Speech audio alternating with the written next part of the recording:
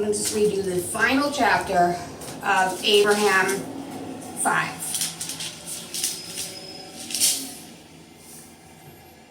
The gods finish their planning of the creation of all things. They bring to pass the creation according to their plans. Adam names every living creature. And thus, we will finish the heavens and the earth and all the hosts of them. And the gods said among themselves, on the seventh time, we will end our work, which we have counseled, and we will rest on the seventh time from all our work, which we have counseled. And the gods concluded upon the seventh time.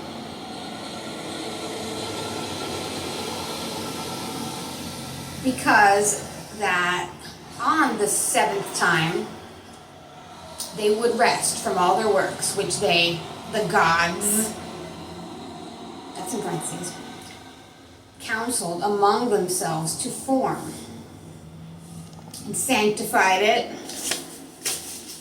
And thus were their decisions at that time, that they counseled among themselves to form the heavens and the earth. And the gods came down and formed the generations of the heavens and the earth, when they were formed in the day that the gods formed the earth and the heavens, according to all that which they had said concerning every plant of the field before it was in the earth, and every herb of the field before it grew.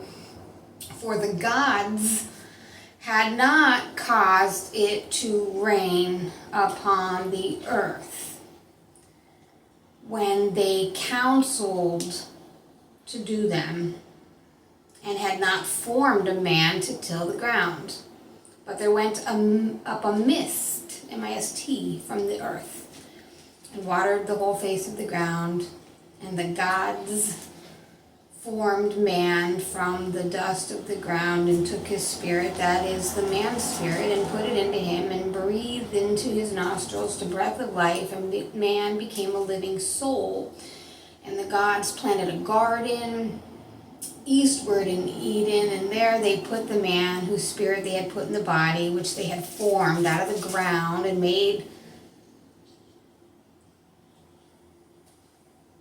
out of the ground made the gods to grow every tree that is pleasant to the sight and good for food, the tree of life also in the midst, M-I-D-S-T, of the garden, and the tree of knowledge of good and evil. There was a river running out of Eden to water the garden, and from thence it was parted and became 4 heads. And the gods took the man, put him in the Garden of Eden to dress it and keep it. And the gods commanded the man, saying, every tree of the garden thou mayest eat freely, but of the tree of knowledge of good and evil thou shalt not eat it. For in the time that thou eatest thereof thou shalt surely die. Now Abraham saw that it was after the Lord's time. Abraham saw that it was after, which was after the time of Kolob, K-O-L-O-B. For as yet the gods had not appointed unto Adam his reckoning. And the gods said, let us make a helpmeet for the man. For it is not good that man should be alone. Therefore we will form a helpmeet for him. And the gods caused a deep sleep to fall upon Adam, and he slept. And they took one of his ribs and closed up the flesh in the stead thereof. And of the rib which the gods had taken from man, formed they a woman, and brought her unto the man.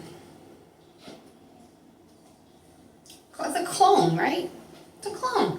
And Adam said, "This was bone of my bone, flesh of my flesh. Now she shall be called woman, because she was taken out of man.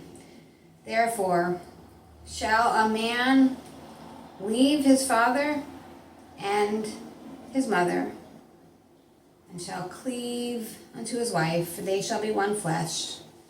One, they're one.